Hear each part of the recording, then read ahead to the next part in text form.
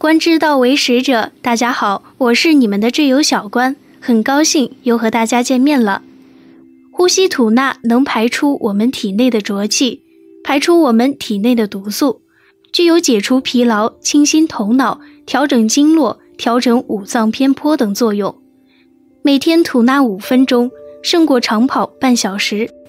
每天坚持吐纳的人，在精气神方面和体质方面都会增益良多。小关之前有讲过，人的呼吸形式一般分为胸式呼吸和腹式呼吸2种，还详细介绍了腹式呼吸的好处。今天小关要分享的是另一种不一般的呼吸法，它能够增强人体气场，调节气机顺畅，强化人体免疫功能，平衡人体阴阳状态。它就是道家吐纳术丹田呼吸法。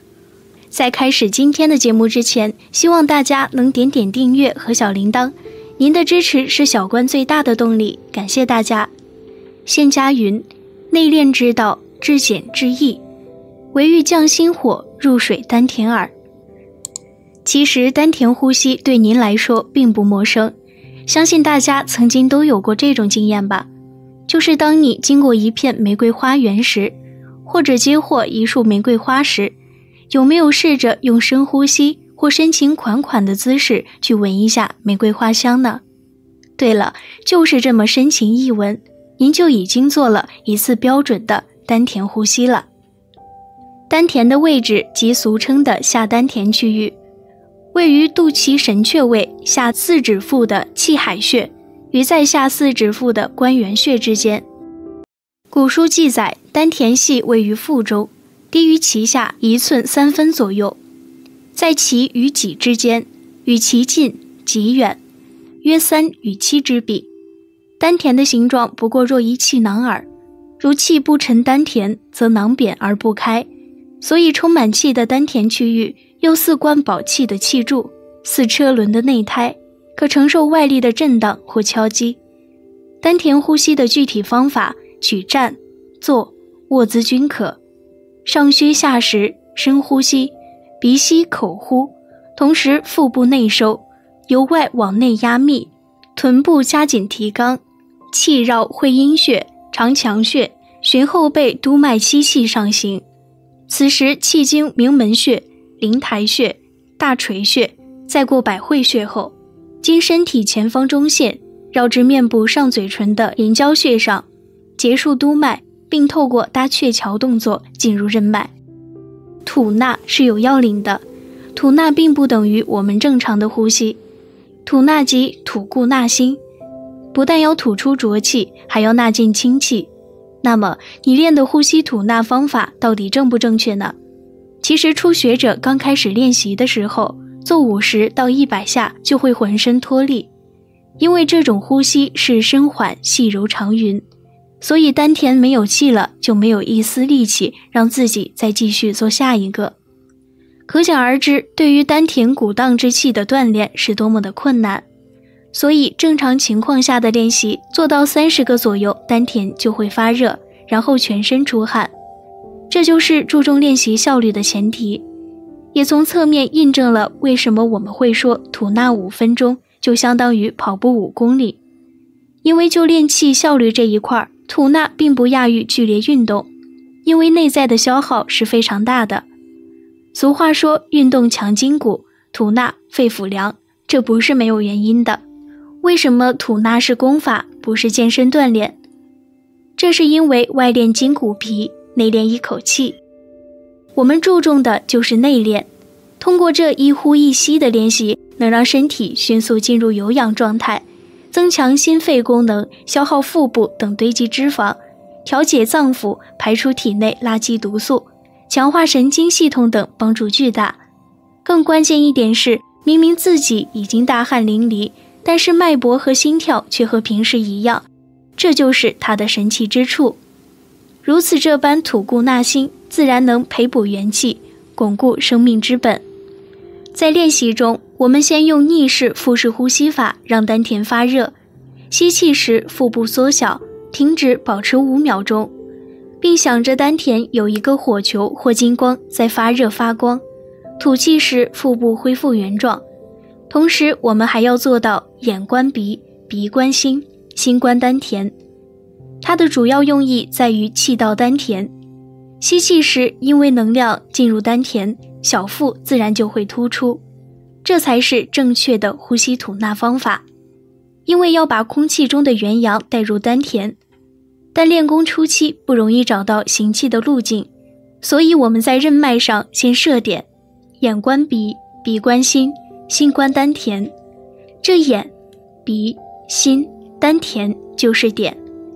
因为观要用心，经常用心依照顺序去观这4个点，久而久之便在任脉上串成一条线，变成气习惯通行的一条道路。科学家也发现，长期练习呼吸吐纳的人，在身体前面中线处会形成一条兴奋带，它会形成一条由上而下通往丹田的气路。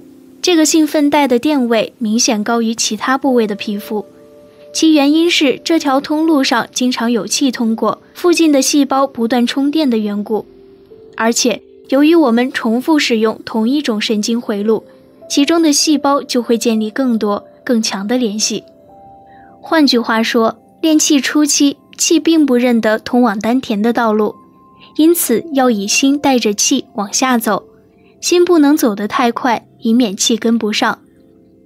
等到气熟悉路径之后，速度就可以逐渐加快，一直练到心息相依的程度之后，以平常的速度呼吸，不必再经由心的带领，气都会循着路径直接进入丹田。以道家的观点，心为阴神，阴能吸阳，因此心可以引进后天气之中的元阳进入人体。心属火，凡是心专注之处，都是火力所到之处。我们可以做个实验，你收束心神，专注手掌心，过不了一会儿，手掌心就会发红、发热、发麻，甚至跳跃。这就是心到火到的缘故。练气初期的基本原理，即在用心驱动，意识能量。心火还分文火和武火2种，在修行中，文火、武火有很多种说法。古籍《金仙正论》中说道：微缓谓之文火，紧重谓之武火。武火的火力强，文火的火力弱，用武火聚气称为武炼，用文火温养称为文烹。文火讲的是呼吸者易轻慢缓，武火讲的是呼吸者易重快急。还有一种说法是文火阴，武火阳，是用来平息调和丹田过热或过寒的。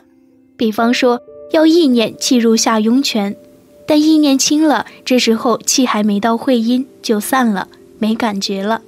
那么要想有感觉，就要用武火重快急的呼吸，意念强行带入，这样就可以加重感觉，使气息感变强，变得长。一般来讲，心境差的、体悟差的、不用强意念不能有效专注的人，在练习吐纳时，武火急，容易激起心性。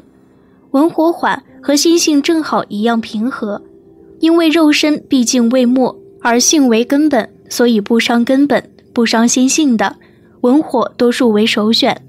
但道家内丹学粤语唐语录又说道：火后文武，只有意无意之分焉耳。用心专守则火气很强，若有若无的一手火气则较为温和。练气必须依照需要调整火候，用意太紧则火燥，用意太缓则火寒，不能有丝毫差错。基本上练气化精时用心，用心即武火；炼精化燃时用意，用意即文火。认真分析起来，用心才有火，用意根本没有火。用意时操作的是磁电能量，一言之，武火为火，文火非火，只是在手巧时，在调息当中，有时候还会吸取些许火气进入身体。简单的一呼一吸并不只是简易的训练，需要把握好吐纳法的训练方式，随后依照恰当的方式开展长期的训练，人体才会慢慢获得改进，免疫能力提升，人体病症获得改进，还能够做到美容美颜、益寿延年的实际效果。所以怎样才能学会正确呼吸呢？最关键的有2点，一是要缓和吸，也就是吸气的时候要均匀缓慢，尽量深吸，让气体能充满肺泡。2是要用力吐，吐得干净，这样才能将废气全部排出体外，保障交换的气体多一些。最好的呼吸方法为从吸到呼中间屏气10到20秒钟，这样可使副交感神经兴奋性增强，也可使肠鸣次数增加，有利于消化吸收，从而有益于健康长寿。这种呼吸方法在走路时、工作间隙或者对着公园的树都能练习，尤其面对突如其来的负面情境时，呼吸法更能适时调节身心，稳定情绪。在空气新鲜的户外，也可以有意识地多做深呼吸，同时一定要注意鼻吸口呼，气沉丹田，蓄气于丹田气海与关元中，更要易于气共守于丹田。呼吸要静、慢、细、长、匀，气亦在体内鼓荡。吸气时口闭，使气由鼻腔进入；呼气时使嘴若浅吹口哨状，气长而匀，缓慢吐出。这样每天练习，效果就日渐精进了。好了，今天关于丹田呼吸的内容就和大家分享到这儿了。观友们可以在下方评论区留言，分享自己对丹田呼吸的看法。喜欢小关的，别忘记点击订阅哦。那我们下期节目再见。